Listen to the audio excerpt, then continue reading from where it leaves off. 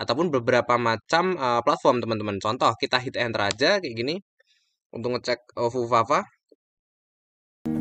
Kami Spider Woman, suka cowok berkomitmen, membasmi orang-orang yang gak berkomitmen. Kami Spider Woman, suka cowok berkomitmen, membasmi orang-orang yang gak berkomitmen. Kami Spider Woman. Oke, selamat datang kembali di channel Komitmen ya, yang akan menjelaskan seputaran tips dan trik teknologi dan informasi. Yeay! Oke, pada kesempatan kali ini dan di video ini kita akan membahas ya sesuai dengan judul maupun deskripsi. Ya kalau teman-teman mah udah ngeliat ya judul dan deskripsinya sama thumbnail, kalau saya mah belum.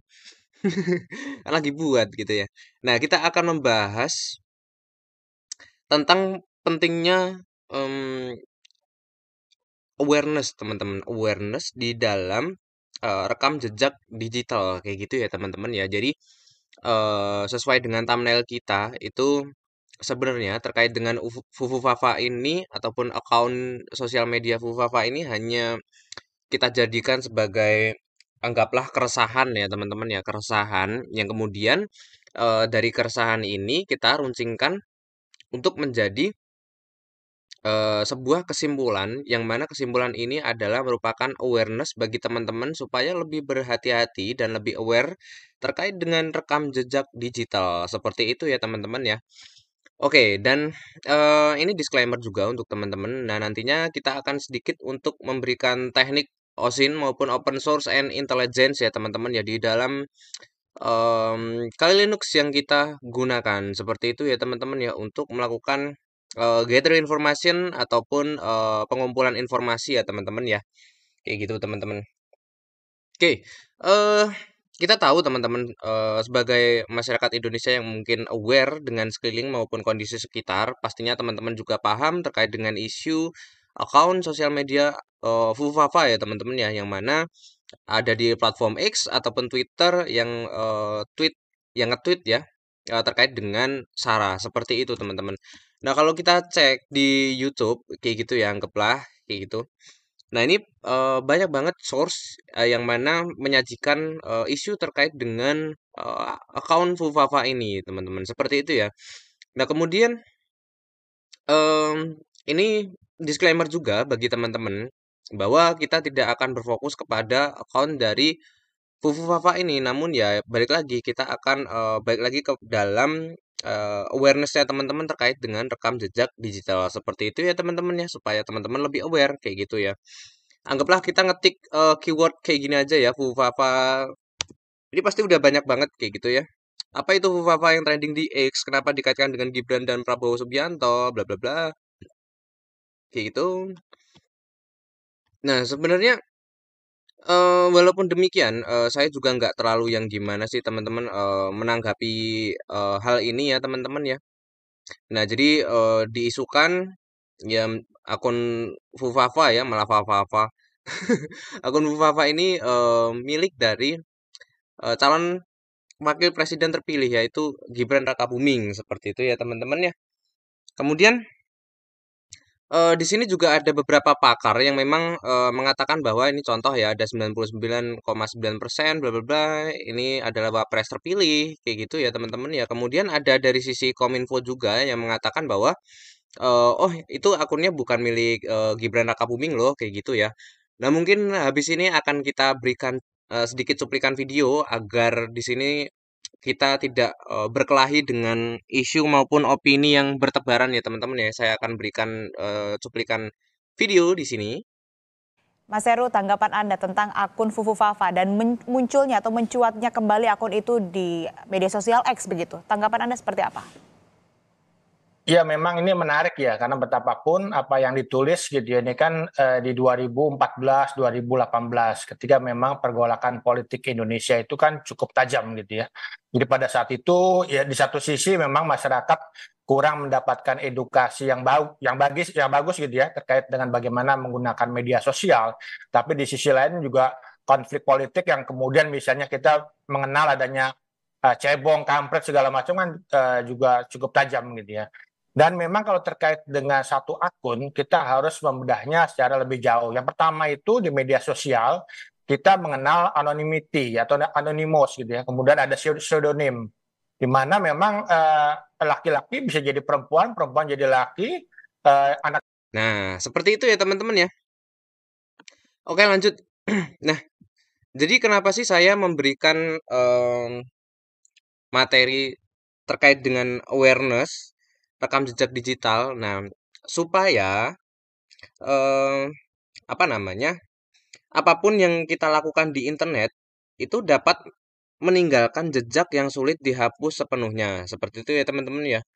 Yang kemudian selain memang sulit untuk dihapus sepenuhnya ataupun secara keseluruhan, tentunya dalam kita mengirimkan paket data ya yang ditransmisikan itu hanya dengan hitungan milisecond itu data sudah mampu terkirim. Mengingat untuk di era yang sekarang itu perkembangan teknologi sangat pesat sekali, yang kemudian juga dalam proses transfer informasi itu juga sangat cepat sekali. Tentunya ya baik lagi teman-teman, kita mengirimkan paket data ataupun contoh teman-teman mengirimkan pesan SMS ataupun WhatsApp itu hanya sekian berapa detik ataupun milisecond saja itu sudah diterima oleh si penerima. Nah, makanya apapun yang kita lakukan di dalam internet itu kita harus sangat aware ataupun peduli teman-teman.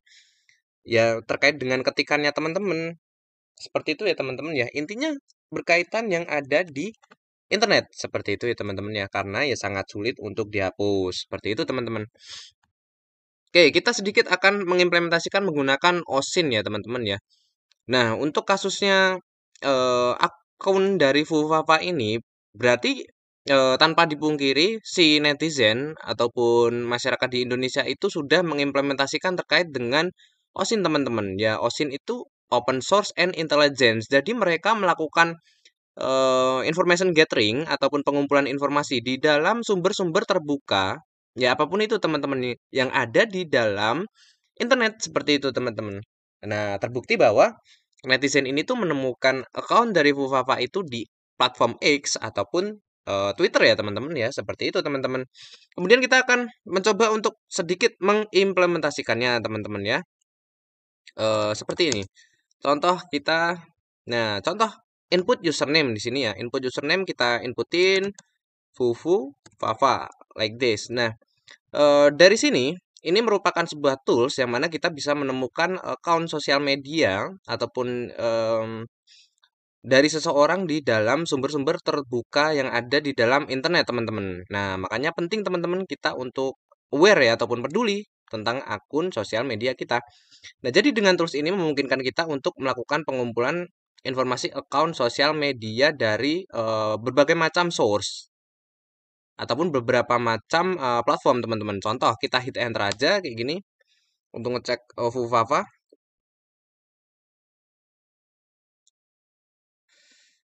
Nah, di sini melakukan pengecekan, teman-teman.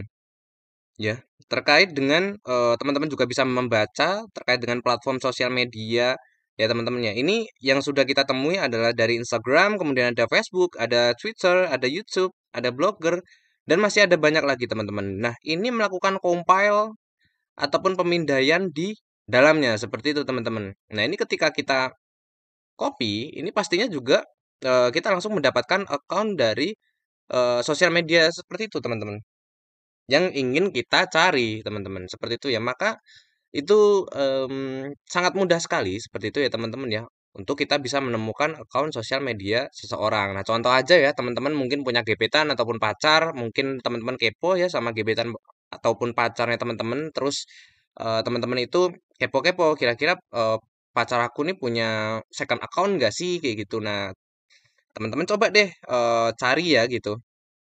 Nah, itu juga udah termasuk pengimplementasian dalam open source and intelligent ataupun OSINT ini teman-teman, ataupun ya mudahnya melakukan apa namanya trik intelijen itu tadi untuk melakukan pengumpulan informasi dari akun pacarnya teman-teman kayak gitu loh. Nah, itu mudah ya teman-teman ya untuk diimplementasikan. Jadi, tanpa disadarin, teman-teman ketika ngepoin gebetan ataupun pacarnya teman-teman, nah itu teman-teman sudah mengimplementasikan dari teknik OSIN. Nah, kalau teman-teman udah pernah mengimplementasikan, berarti selamat. Teman-teman sudah pernah mengimplementasikan teknik OSIN ini ya teman-teman ya. Nah, kayak gitu teman-teman. Nah, ini banyak banget ya teman-teman ya. Kayak gitu. Nah, makanya kita tentunya harus berhati-hati itu lagi teman-teman, balik lagi ya terkait dengan bersosial media kayak gitu ya, karena dengan mudahnya kita juga bisa menemukan akun sosial media seseorang kayak gitu. Intinya saya buat video ini lebih aware lah ya terkait dengan teman-teman di dalam berinternet nantinya, soalnya ada jejak digital kayak gitu. Nah, dari sini kita tahu bahwa kita dapat mudah untuk menemukan akun sosial media seseorang. Nah, maka hal apa sih yang kira-kira harus dilakukan kayak gitu ya teman-teman ya, ataupun tips tadi terkait dengan awareness di dalam rekam jejak digital. Nah, jadi yang perlu dilakukan adalah yang pertama, kontrol privacy di media sosial. Nah, apa yang dimaksud kontrol privacy di media sosial? Nah, pastikan untuk menggunakan pengaturan privacy di platform media sosial seperti membatasi siapa yang bisa melihat profil, unggahan, dan aktivitas Anda. Nah, ini juga membantu mengurangi resiko data pribadi tersebar tanpa kontrol. Seperti itu ya teman-teman ya. Itu untuk yang pertama. Nah, kemudian yang kedua, berhati-hati dengan konten yang diunggah. Pikirkan dampak jangka panjang dari setiap konten yang diunggah. Karena apa yang dibagikan di internet bisa dilihat oleh semua orang dalam waktu yang lama, bahkan setelah dihapus. Kayak gitu ya teman-teman. Jadi memang ada track recordnya gitu loh. Nah, kemudian hindari untuk memposting informasi pribadi atau konten yang bisa disalahgunakan. Seperti itu ya teman-teman ya. Nah, kemudian yang ketiga ya, periksa dan hapus jejak digital secara berkala. Nah, cek secara berkala jejak digital Anda itu dengan mencari nama Anda ya di mesin pencarian. Mesin pencarian tuh ya Google ini loh teman-teman loh. Ini namanya mesin pencarian ataupun search engine kayak gitu ya. Kemudian setelah teman-teman cari di mesin pencarian untuk yaitu tadi melihat informasi apa yang bisa diakses di dalam publik ya. Kemudian eh, teman-teman juga yang berikutnya ya, pahami hak dan kebijakan privacy ataupun privasi. Nah, ketahui hak-hak Anda terkait privasi dan bagaimana platform online menyimpan serta menggunakan data Anda. Baca kebijakan privasi pada layanan yang Anda gunakan agar lebih memahami bagaimana data Anda dikelola. Jadi contoh, teman-teman baru kali pertama install aplikasi ya. Jadi ketika install aplikasi itu kan biasanya kita dimintai persetujuan nih, allow and deny ya. Setujui ataupun ditolak. Nah, itu yang dinamakan dengan yaitu tadi kebijakan privacy ataupun policy. Seperti itu ya teman-teman ya. Jadi kita jangan langsung checklist-checklist saja kayak gitu. Kita baca dulu sebenarnya kayak gimana sih data kita tersimpan, terus juga dari kebijakan ini yang di checklist itu ketentuannya kayak gimana aja. Nah, itu harus memang teman-teman pahami secara benar-benar ya teman-teman ya. Jadi dalam hal ini lakukan gerakan kecil teman-teman supaya teman-teman terhindar dengan adanya kejadian-kejadian yang seperti sebelum-sebelumnya kita telah mempelajari seperti itu ya teman-teman ya. Gitu sih.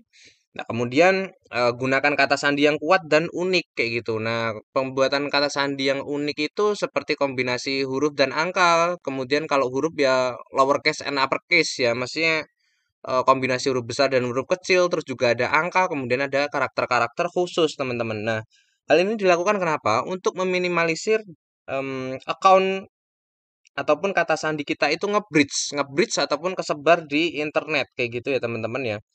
Nah, kalau misalkan password kita nge-bridge nanti bisa disalahgunakan oleh seseorang yang tidak terotorisasi ataupun yang tidak sah. Seperti itu ya teman-teman ya.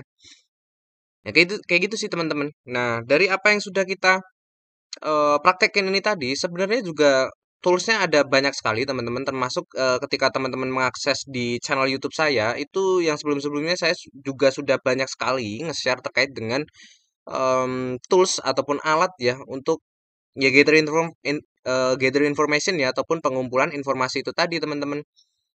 Nah, seperti itu ya. Ini sangat mudah sekali ya. Nah, ini ada banyak source yang kita bisa temuin di dalamnya kayak gitu ya, teman-teman ya. Contoh kita kayak gini ya. Kita cari aja ya. Pakai nama saya aja deh. Gini ya. Kayak gini. Nanti pasti udah banyak banget di internet. Entah itu lupa password lah atau kayak gimana gitu loh. Nah, kayak gitu ya.